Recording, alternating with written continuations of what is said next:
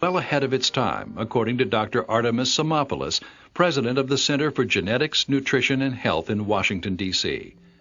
One of the world's leading experts on the role of omega-3s in nutrition and their effect on health and weight management, she has studied nutrition science for over 40 years and considers Carl a true pioneer.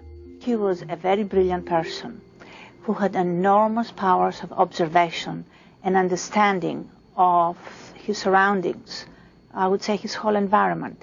He understood the importance of human beings, their relation to food, particularly plant food, and the environment in which the plants grew. Carl was a rare combination of a fertile mind that knew the value of a hard day's work, often 17 or 18-hour days. He'd have to go out to the valley and harvest his alfalfa and haul it all the way back down again. And then you'd have to be up all night drying it and measuring it, and had to be just the right touch and feel. And then you have to grind it and extract it with the still. He did everything. He did absolutely everything. He kept up this pace for nearly 4 years. During one of his odd jobs working in a cement plant, Carl met another woman. He said it was one of the real strong loves of his life.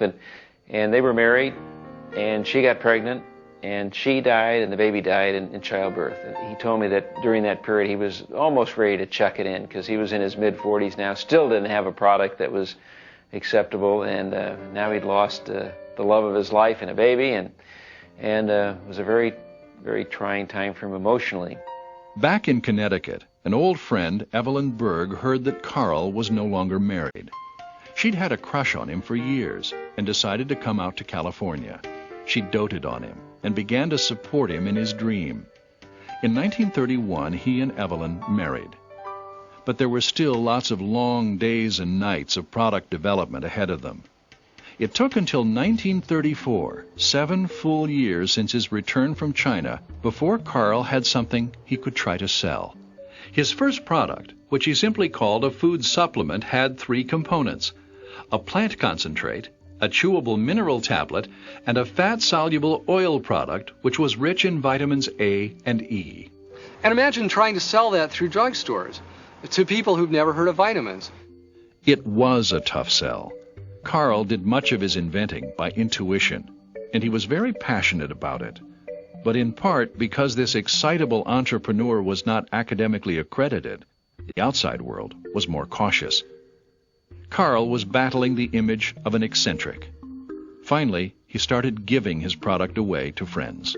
They'd say, "Thanks, Carl," and they'd put it on the shelf and forget about it. You'd come back a few months later and say, "Did you take those vitamin things?" And they'd say, "Well, haven't got around to it yet, Carl." And he said he rediscovered a basic marketing principle. He said, if I don't put value on these products, nobody else will either. And he determined what it cost him to make these products. He said, I will never give away another unit again. With most of his product tucked away in medicine cabinets, Carl estimated that his success rate was less than 1 in 100 people that he approached. But those who did buy noticed results with the product. Carl knew he was on the right track.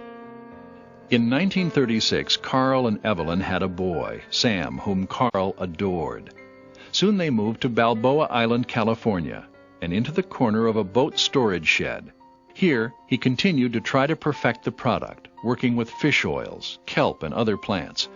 He kept track of successes and failures in his diary. He said he made some awful messes in those early days as he attempted to do this. And I think he was pretty much the laughingstock of Balboa Island, because they knew about this crazy inventor who was making all these strange concoctions. He got everything into capsule form and had neighbors help fill them. Ed Richardson was one of those neighbors. His father owned the boat storage loft, and while Carl sometimes got locals to try his samples, it was not for Ed. I didn't try any of it when he was first making it there. I thought they were rabbit pellets, and I wasn't about to eat rabbit food. With sales minimal, Carl was still working odd jobs to support his family, and then doing his research at night. But trying to care for the new baby on a shoestring budget brought home some harsh realities to Evelyn. it wasn't enough just to love Carl. Well, I don't think he had much time at home. He was extremely focused.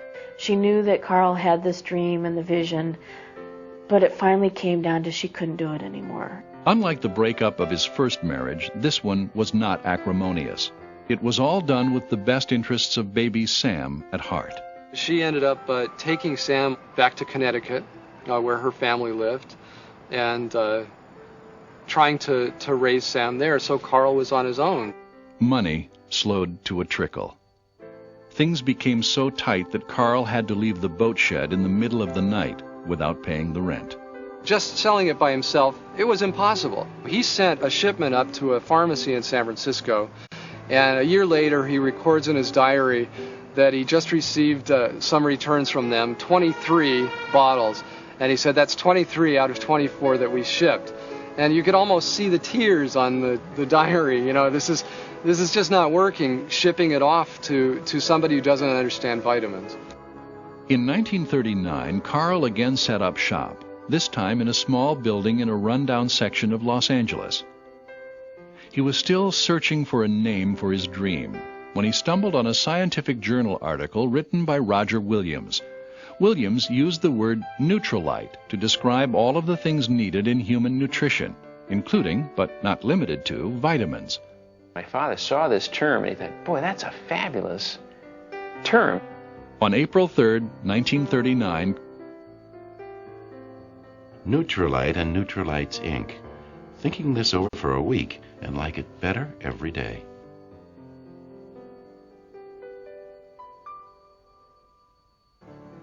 While things were still tight, by 1941 Carl felt successful enough to ask for Sam to come back to California and live with him. Evelyn agreed. Carl and young Sam became partners. Not only did the boy help with the work, cleaning and filling bottles, he also began to learn about his father's passion for exploring the universe. He made his own little microscope to look at pond water, and he was always impressed with the micro universe. At the same time, he built his own telescope to look at the majesty of the stars. And he was so intrigued by this incredible, distances and sizes and how it all, worked together. Carl often took Sam fishing near Newport Beach, California. And Sam overheard some people who were looking at the beautiful houses there and commenting how lucky those people were to own those homes. Carl pulled his son aside. And he said, I don't want you listening to those fishermen. Most of these people who live in these homes, they had ideas. And they turned those ideas into products, and they were extraordinarily successful at it. And he said, we have an idea. He said, someday our idea is going to be accepted. And he said, someday we might, come back and buy a house down here at the beach and have a boat and have our own boat. But the cold reality then was that there still wasn't much interest in Carl's product. At one point he was living on basically oatmeal and Nutrilite, and not very many people would continue to go ahead with that. But he knew that he was right. He tried different ways of marketing directly to people, from one-on-one meetings to public speeches. One newspaper dubbed him Vita Man. He even tried getting attention via radio. There was a very popular program in the Southern California area called Man on the Street. And it took several days, but finally he, got in the right spot. So when the man on the street was walking, he'd step out, and the guy would say, what do you do? And, then he would tell him, my name is Carl Renborg, and I've developed a new food supplement product. He'd go on about the story. But that was kind of free radio advertising. Nutrilite sold in fits and starts through World War II. Finally, the self-taught scientist decided to get some schooling on how to sell at a Dale Carnegie course. A psychology professor, Dr. William Castleberry, was the teacher. Carl became friends with him. And he got Castleberry to use the product. And Castleberry thought it was fabulous. And he really got excited about the product and its potential. Castleberry partnered with a super salesman that he knew named Lee Meitinger to create a sales company focusing on Nutrilite. Their concept was to modify a marketing plan based on the success of Sears and JCPenney, which rewarded sales managers for opening new stores by giving them a percentage of the business. The idea, which marked the birth of multi-level marketing, was to let successful distributors recruit other distributors, and everyone would share in the profits. So they got together with Carl and created this exclusive distributorship.